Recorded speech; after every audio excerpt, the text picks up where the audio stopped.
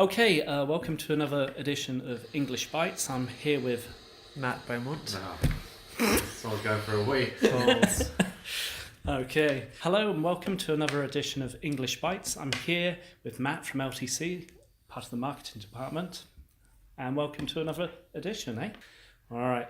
Well, today we're going to be looking at some of the phrases related to money idioms. Yeah. Show me the money. Are you ready? I'm ready. Yeah, ready? Let's do this. Okay, yeah. All right, well, I've got 10 idiomatic expressions that people use when we talk about money. And I want to get your perspective as an English bloke Okay. about some of these idioms. Go for it. Far Go away. for it. All right. Well, the first idiom I've got, to be well off. To be well off. To have a decent amount of money.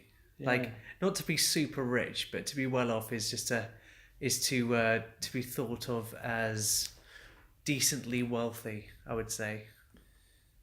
Yeah. Yeah, that's what to be well off is. Are you well off? No. Work at LTC. Okay, fair enough. Well,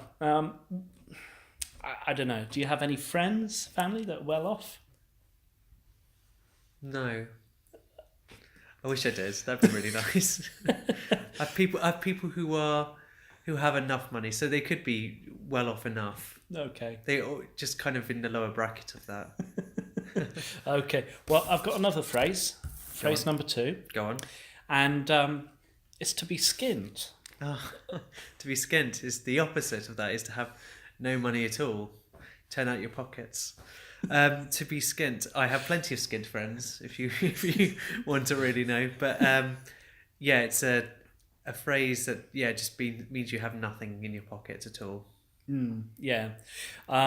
Students are usually skint, aren't they? Yeah, it's like, do you want to come for a drink? No, I'm skint, is what you'd say, meaning that you don't have the money to go and have a drink. Absolutely. Well, yeah.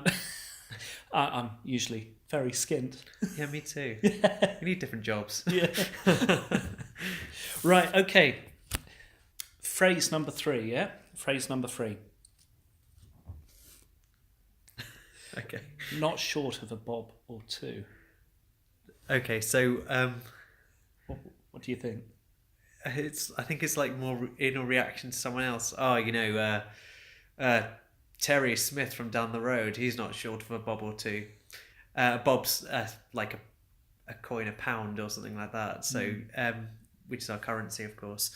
So you're not short of a few coins. You're not short of a few pounds. Yeah. Means you're not short of money. You definitely got a few. And another word for pound is quid. Isn't Quid. it? A quid, which is quite natural. Yeah, we've got quid, pounds, bob. If you're from the 70s. Yeah, pretty traditional word, isn't it? Yeah. A bob. 10 bob note. Yeah, that's it. Perfect. Right. Number 4, almost halfway through. Yeah, and to be a ripoff. Right, to be a ripoff is if someone's overcharging you for something, or you're being taken advantage of. But suppose we're talking about financial stuff, so yeah, the train prices are a ripoff for what they are. For example, you might say, I'm sure many people have said that. So if someone tried to sell a phone to you that was massively overinflated in price, you'd say, oh, that's a rip-off. Yeah. What was the last time... Well, when was the last time you were ripped off? I think I bought some train tickets today. To London, yeah. Okay. So train tickets to London from down south, Actually, saying that I say that it's actually... If you go midweek, it's actually quite reasonable, and you could get a ticket that goes all the way up.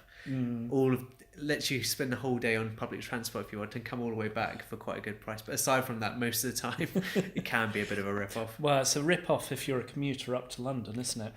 Yeah. Yeah. You have to pay the pay the rush hour fees. Yeah, so if you're travelling up to London or around on the trains during the commuting hour, during those hours when people are working, then you have to pay top dollar. Yeah. It's like That's between American though. such an Americanism.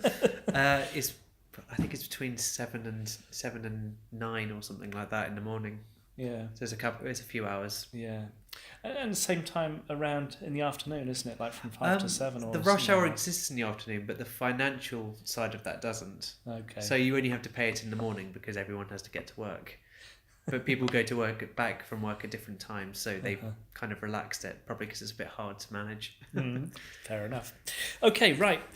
The next phrase that I've got is to be loaded. To be loaded. Yeah. It's like, okay, to be loaded is... See ya. Bye, Dom. Bye.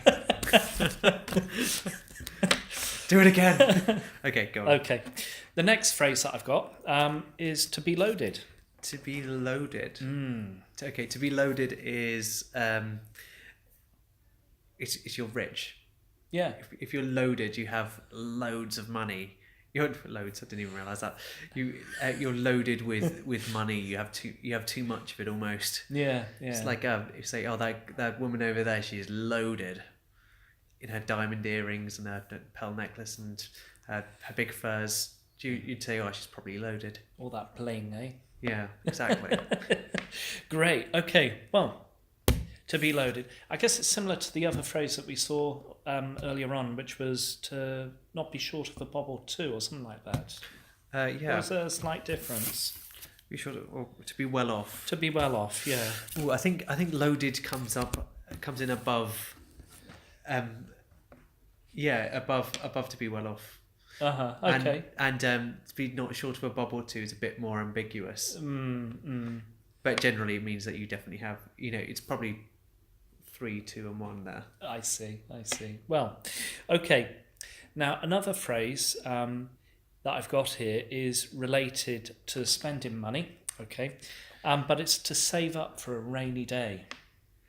Okay. So saving up for a rainy day is an expression we use an awful lot, but I guess it means when you have a bit of money, you're going to save it for a rainy day means you're going to put it away and save it for a day that you're not really doing anything else. So, you could use it for a little adventure or to buy yourself something nice or... So, save up for a rainy day. I see. Well, for me, saving up for a rainy day is when you save up your money and you need to spend it in like a sort of emergency. Is that right, or is that slightly wrong, incorrect? I wouldn't say it's incorrect. I think that's another interpretation of a rainy day. Uh-huh. Yeah, I've never really thought about it like that before. I thought, Yeah. you can't go out on a rainy day sometimes, so Yeah. you might as well do, find it something nice to do. Right. Okay. Well, saving up for a rainy day. But I suppose it could be a rainy day, in terms of things happening in your life. Oh, it's a rainy day. I need to plug that hole in the roof. Yeah, I need to get that umbrella. Yeah, need to buy the umbrella. Okay, right. Next phrase that we got. Phrase number 8. Sorry, 7. Phrase number 7. Gosh, I'm getting... To splash out on something. Again, to do with money and spending. Okay, to splash out on something. If I were to splash out on something, it means I'm going to spend a lot on something. Like I'm not going to care how much it costs. If I am going to buy a car, like an expensive car, I'm going to splash out on it. I'm going to not hold myself back.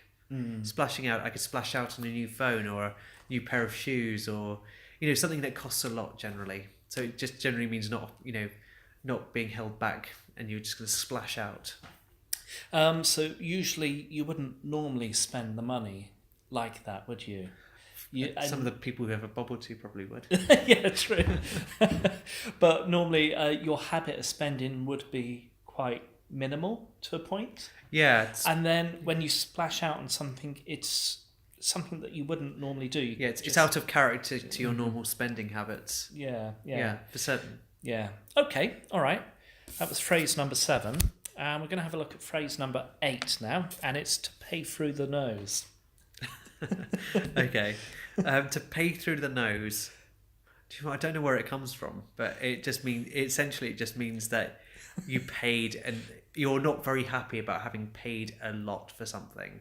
Like if you paid for put a deposit down on a house, you might have paid through I paid through the nose for it. I guess it just means you're paying a lot, and it's not generally thought of as a positive experience. Yeah, that's true. It seems quite uncomfortable as well. The thought of paying through the nose. Maybe it's because it is. Yeah, literally and metaphorically. Yeah. Wow. Okay. Well, that was number 8. Okay, and phrase number 9 that I've got. Okay, so this one is to pour money down the drain. Okay, to pour money down the drain. It's to waste it. It's like if you're doing something foolhardy, that you're not going to see that money again for, like betting on a horse. You're basically pouring it down the drain. Yeah. Like you're not going to see it again. I mean, you might get lucky. You might see loads of it, but you probably won't at the end of the day because gambling's gambling. But and a drain itself is something in the road, isn't it? Yeah, it's what we use to drain away the rainwater and other kinds of water that accumulates on the road, so it doesn't get sloshy and wet. Yes, yeah, that's true. So it's literally you're putting money down that drain, or down the plug hole or something like that. Exactly, it's going away. You might as well burn money. Yeah, if you've got money to burn. Indeed, or money to put down a drain. Yes. Okay, last phrase. To cost an arm and a leg. Cost an arm and a leg. So, how much is your arm and leg worth? I don't know. I'm quite attached to them, if that's any help.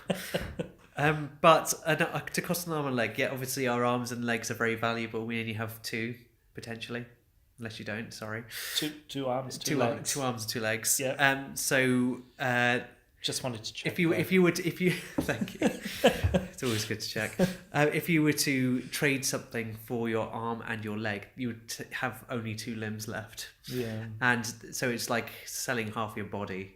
It's that's you paid so much for it. You more than money can say. It's a really dramatic phrase. Yes. I paid so much for that. It cost me an arm and a leg to buy this house. Yeah, true. That's true. Gosh. Well, those are the 10 phrases that we've looked at. Any thoughts? Any that stick in your mind from the 10 that we've looked at? Yeah, I'd really like to know where the phrase paid through the nose came from. Well, maybe those that are watching could try and help us. Could you? Yeah. I hope. I would love. Well, feel free to comment below if you know where that came from, and I know I for one will be very intrigued. Yes, I would like to know where to pay through the nose came from. That would be an interesting thought. But let us know down in the comments below, and don't forget to subscribe if you haven't subscribed yet, so you can see a future video, and hit that bell button. You'll be notified when a new video's up, I suppose. Yeah, when we're back here. Yeah. Well, thanks for watching. Thanks for being here. Oh, you're welcome. Sprung on at the last minute. It's like, oh, hello. And thanks for everybody. And if you have a question about any other idioms or any phrases that we've used today, then you can ask us in the comment section below. Yeah. So that's it, really. I guess. Auf Wiedersehen. Auf Wiedersehen. Pet. That's a reference from an old TV show from England. Yeah. Well, happy learning. See you next time, and keep practicing. Keep on practicing. Bye. Bye-bye.